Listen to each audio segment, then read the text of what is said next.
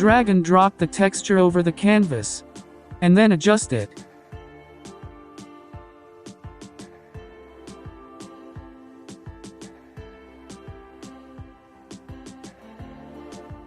Select the texture layer. Press Ctrl or Command J twice to make two copy. Select the first one. Change the blend mode to multiply. Double-click on the right-hand side of the layer. Hold the Alt or Option. Now select the second layer. Change the blend mode to Screen. Double-click on the right-hand side of the layer. Hold the Alt or Option. Now select the first one on the top.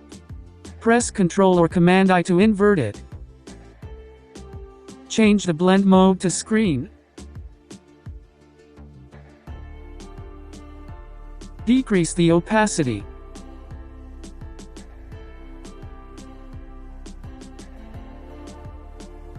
You can also adjust it by pressing Ctrl or Command T.